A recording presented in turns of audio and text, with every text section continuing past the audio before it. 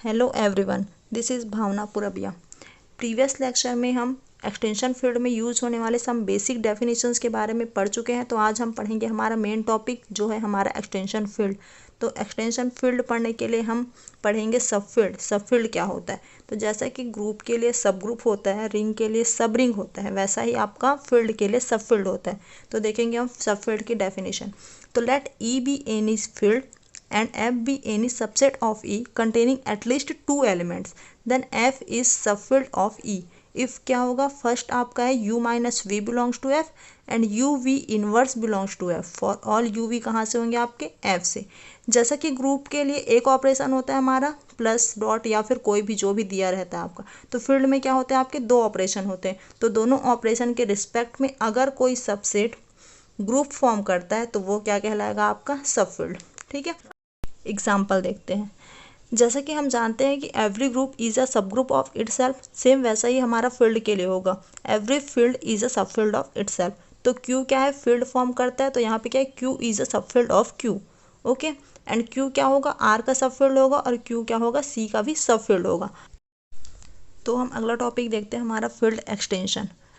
तो जैसा कि हम जानते हैं कि फील्ड का कॉन्सेप्ट क्या होता है, लेकिन हम ये सोचते हैं कि फील्ड एक्सटेंशन ये टर्म क्यों आया है हमारा। तो एक्सटेंशन टर्म जो यूज़ हुआ है उसको पहले हम समझते हैं। हमने पॉलिनोमियल की इरिड्यूसिबिलिटी और रिड्यूसिबिलिटी पहले ही देख चुका है।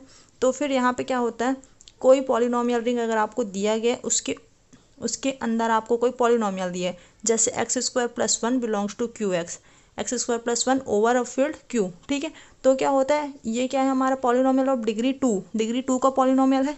इसके रूट्स क्या होंगे आपके? ये टूटेगा किस फॉर्म में, ये देखते हैं। ओके, तो ये फैक्टराइज होगा एक्स माइनस आई और एक्स प्लस आई के फॉर्म में। अब देखिए यहाँ पे जो फॉर्म हो रहा है आपका एक्स माइनस आई और एक्स प्लस आई, इसके रूट्स कौन कौन से होंगे? आपके प्लस आई और माइनस आई। ओके, अब आपको पता है कि क्यू के पास ऐसे एलिमेंट्स हैं क्या? नहीं है। ये एलिमेंट्स आपके कहाँ बिलोंग कर रहे हैं? कॉम्प्लेक्स नंबर सी में। ओके, तो क्या हर पॉलिनोमियल जो क्यू में रहता है वो क्या क्यू में रिड्यूसिबल होता है? तो क्या ऐसा फील्ड मिलता है आपको जहाँ ये पॉलिनोमियल रिड्यूसिबल हो जाए? तो ऐसे फील्ड को ही हम बोलते हैं एक्सटेंशन फील्ड, जहाँ इस इरिड्यूसिबल पॉलिनोमियल को रिड्यूस कर पाए हम, और जो इस क्यू को अपने अंदर कंटेन करे और इसके रूट्स कहाँ बिलोंग करे? आपके उस दिए गए फील्ड में।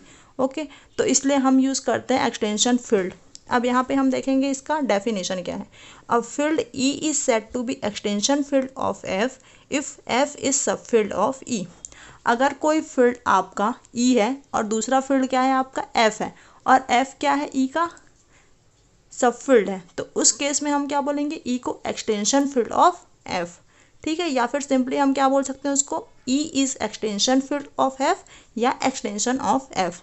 ओके, अब यहाँ पे हम देखते हैं, जैसे हमारा एफ क्या होना चाहिए? सब फील्ड होना चाहिए किसका? ई का। तो हम ई को बोलेंगे एक्सटेंशन फील्ड और एफ को क्या बोलेंगे? ई का सब फील्ड। इसको हम डिनोट किससे करेंगे? ई क्या है हमारा? एक्सटेंशन, तो ई को लिखेंगे ऊपर, और एफ क्या है? उसका सब फील्ड, तो एफ होगा हमारा नीचे। एफ ई बीच में रहेगा आपका परपेंडिकुलर लाइन। ओके, अब यहाँ पे हम एग्जाम्पल देखते हैं। क्यू क्या होता है? आर का सब फील्ड, तो आर क्या होगा? क्यू का extension. Okay, R is extension of Q. यहाँ पे आपका आर क्या होता है? सी का सब फील्ड, तो सी क्या होगा? आर का एक्सटेंशन फील्ड। सेम वैसा ही आपका क्यू क्या होगा? क्यू रूट टू का सब फील्ड, तो क्यू रूट टू क्या होगा? आपका क्यू का एक्सटेंशन फील्ड। क्यू क्या होगा? Subfield of R, and R क्या होगा? सब फील्ड ऑफ सी। तो क्यू का एक्सटेंशन होगा आर, आर का एक्सटेंशन होगा सी। तो इस प्रकार हमारा एक्सटेंशन फील्ड का टॉपिक कंप्लीट हुआ। तो अगला टॉपिक है हमारा degree of extension. Previous classes में आपने वेक्टर स्पेस के कॉन्सेप्ट के बारे में पढ़ा हुआ है। तो हमारा जो डिग्री ऑफ एक्सटेंशन होता है वो क्या होता है? हमारा वेक्टर स्पेस की जो डायमेंशन होती है वही हमारा डिग्री ऑफ एक्सटेंशन होता है। हम जानते हैं कि every field forms a vector space over it's सब फील्ड। ओके, तो सेम यहाँ पे भी वही कॉन्सेप्ट यूज होगा आपका। ई क्या होता है? आपका एक्सटेंशन फील्ड किसका? एफ का। या फिर ई का सब फील्ड कौन होता है? आपका एफ।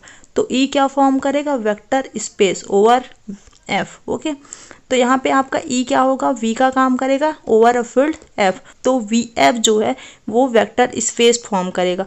तो वेक्टर स्पेस में जो वेक्टर स्पेस की डायमेंशन होती है वही होता है हमारा डिग्री ऑफ एक्सटेंशन।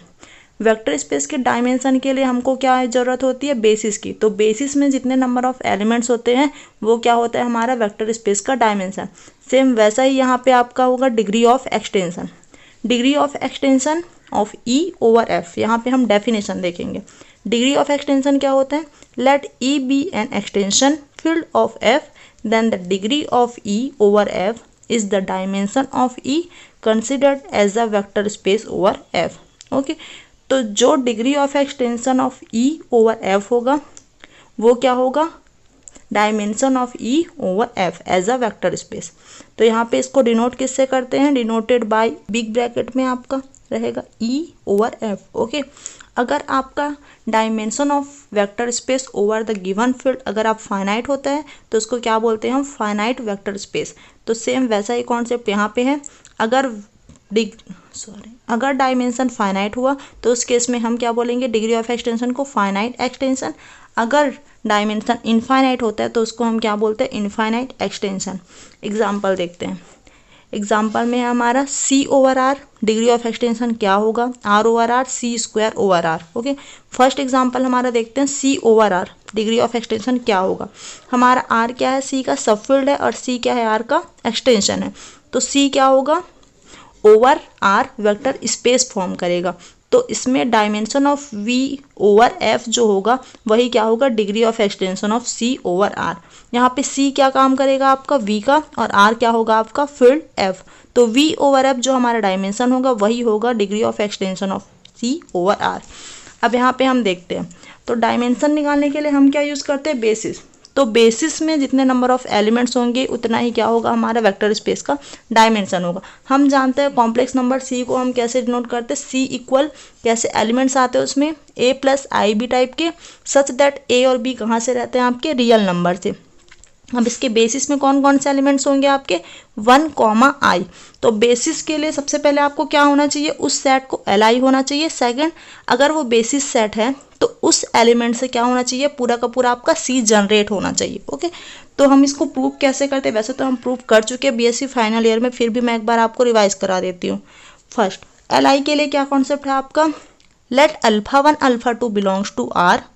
देन क्या होगा, लीनियर कॉम्बिनेशन ऑफ बेसिस लेते हैं, उसको अगर 0 लेते हैं तो क्या होता है, α1 और α2 अगर दोनों ही 0 हो जाएंगे तो क्या हो जाएगा, ये li। ओके, तो यहाँ पे α1 × 1 प्लस α2 × i इक्वल क्या लिखेंगे हम, 0। अब 0 को आप कॉम्प्लेक्स फॉर्म में कैसे लिख सकते हो, 0 + 0i।